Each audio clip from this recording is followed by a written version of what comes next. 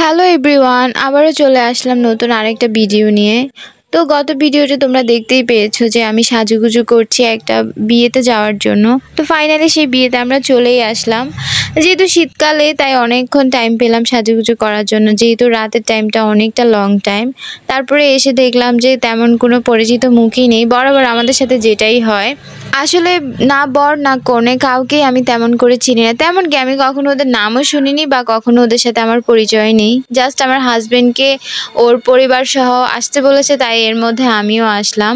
তো তারপরে এখানে এসে দেখি যে বিয়ের যে আসরটা, মানে এটা তো মেবি কুঞ্জটা খুব সুন্দর করে সাজানো হয়েছে। ফাঁকা পেলাম তাই ভাবলাম যে আগে আগে ছবি উঠিনি, যেহেতু এখনো বরযাত্রী আসেনি। আমরা যেহেতু কনে কুমিল্লার মধ্যে ছিল, যার কারণে আমরা ডিরেক্ট কমিউনিটি সেন্টারে এসে পড়েছি। আর মূলত এখানে কনে পক্ষেরাই আছে, কনে রেডি হয়ে এখানে বসে ফটোশ্যুট করছে। আমরা যেহেতু বর পক্ষের কাছে থাকাতে আগেই চলে এসেছিলাম। তারপর এখানে ফটোশ্যুট করার জন্য সুন্দর সুন্দর জায়গা রেখেছে, এগুলো তো মিস করা একদমই যায় না। এখানে আমি বসে কিছু ছোটোখাটো ভিডিও করে নিয়েছি। আমি এখনও এগুলো শেয়ার করতে পারিনি, যেহেতু আমি বাড়িতে চলে আসছি, যার কারণে ভিডিওগুলো খুব লেট করে আপলোড দিচ্ছি, কারণ একটু অলসতা লাগছে, ইচ্ছে করছে না, সারাক্ষণ শুধু মজাই করছি। তারপর এখানে লাইটিং টাইটিং মিলিয়ে খুব সুন্দর ছিল। তারপর এখানে প্রাচ্য লং একটা সোফা দেখে ও বলছে যে কেন ওর জন্য গাড়ি নিয়ে আসেনি, ও গাড়ির জন্য কান্নাকাটি করছে, ও বরাবর যেটা করে। তারপরে এখানে হচ্ছে বিয়ের আয়োজন করছে মেয়ের পক্ষেরা, যেহেতু মাত্রই সবাই আসছে, যার কারণে দেখলাম যে সব কিছুই আস্তে আস্তে গুছাচ্ছে। বাট ডেকোরেশনটা খুব সুন্দর ছিল। মডার্ন কমিউনিটি সেন্টারে রিসেপশনের যে ডেকোরেশন করে ওইগুলো অনেক সুন্দর করে। বাট আমি ফার্স্ট যে মডার্নে কোনো বিয়ের ইনভিটেশন খেতে আসছি, আর এখানে কনেকে দেখে খুব সুন্দর লাগছে।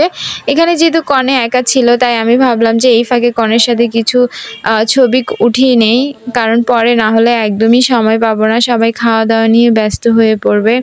আর এই শাড়িটা আমাকে এত পেন দিচ্ছিল, কারণ এই শাড়িটা আমাকে বারবার ঠিক করতে হচ্ছিল। এটা সেফটি পিন আমি এত ভালো করে লাগানোর পরেও দেখা যায় এখান দিয়ে ওইখান দিয়ে খুলে যাচ্ছিল। তারপরে কনের দুই একটা ছোটোখাটো আমি ছবি উঠিয়ে নিলাম। আর কনেকে কিন্তু অনেক সুন্দর লাগছে, যদিও কনের নাম ধাম বা তেমন আমি চিনি না কনেকে। তারপরে কনের সাথে ছবি টবি ওঠানোর পর এখানে বাইরে এসে বসলাম। এখানে বরকে বসানোর আয়োজন করা হয়েছে, লাইটিং টাইটিং সব ছিল। কিছুক্ষণের মধ্যেই দেখলাম যে বরও চলে আসছে, এখানে বরকে বরণ করা হচ্ছিল। শীতকাল দেখে হয়তোবা তেমন কোনো মানুষও এখনো আসেনি, আর যেহেতু এটা রিলেশনের বিয়ে, আমার মনে হয় মানুষ যার কারণে একটু কম এসেছে।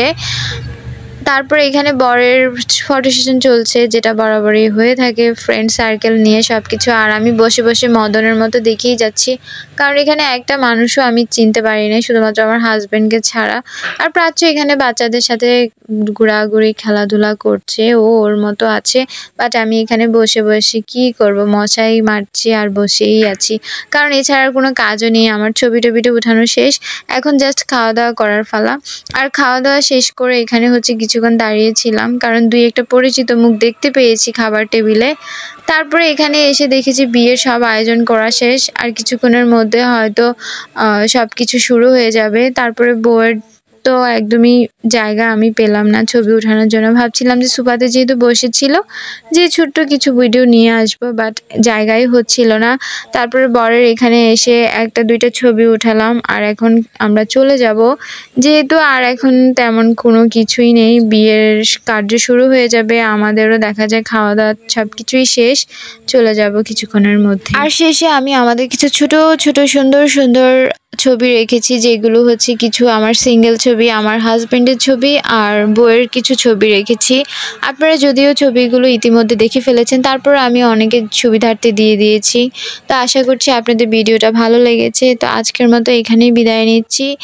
ভালো থাকবেন, সুস্থ থাকবেন, আর আমার ভিডিও কিন্তু অবশ্যই দেখবেন।